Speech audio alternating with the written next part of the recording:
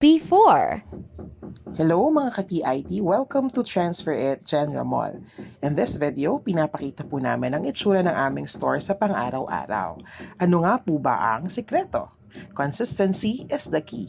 Ito ay ang laging pag-remind sa bawat isa na maglinis mula pagpasok hanggang pag-uwi at ang pag-organize lahat ng gamit, mga stocks at lahat ng mga equipment on their proper possession. At dito po ay napapadali ang aming trabaho at pagpapanatili na malinis ang aming store kahit wala pa ang general cleaning day. During our general cleaning day, we make sure that we follow the 5S of general cleaning checklist. First on the list is the proper sorting. We make sure that on general cleaning day, we make sure that we follow the 5S of general cleaning checklist. First on the list is the proper sorting. We make sure that all of the equipments and materials in the store are on their proper possession. Katulad ng mga cleaning materials, mga new stocks ay aayusin sa kanilang mga shelves at ang mga old stocks na pwede nang itapon at ilabas ay ilalabas na out from the store. We also make sure na yung mga take-out bags ay naka-arrange according to their sizes. Chine-check din namin ang mga pending baskets kung meron bang naiwan o kailangan pang i-release. Second on our cleaning checklist is to ensure that everything in the store is set in order.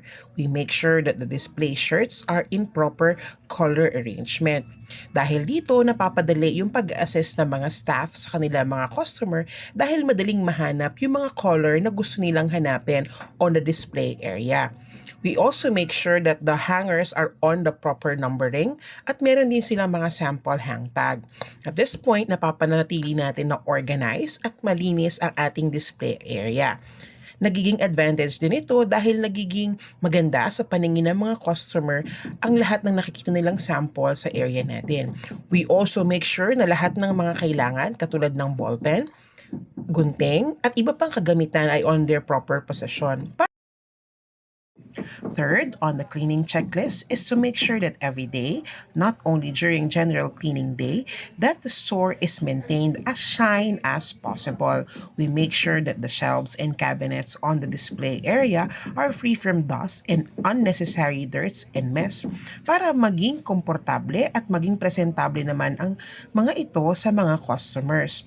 We also make sure that each area in the store, katulad ng computer table, embroidery area, and working tables are free from unnecessary materials na hindi kailangan gamitin sa area na yon. This is to ensure na mapadali ang trabaho at mas maging malinis ang bawat area. Meron ding nakatoka para maglinis ng mga walls, mga ceilings at mga television to make sure na walang mga alikabok sa mga ito. Fourth on our list is to standardize. We make sure na updated ang ating whiteboard for pending orders at yung mga booklets are arranged properly. We also ensure that the CCTV are regulated and checked and monitored regularly para rin sa security ng ating store. And last on our cleaning checklist is to sustain. We make sure that every day ang stockroom ay malinis, nakapunas ang mga working tables, at nakakapagwalis regularly not only in the morning until mag-end ang shift. This ensures that hindi naiipon yung mga dumi at basura sa area. We also make sure na namamap every day ang ating floor just to maintain the cleanliness inside the store. At dahil sa consistent na pagtutulungan ng bawat isa, ito ang nagiging resulta.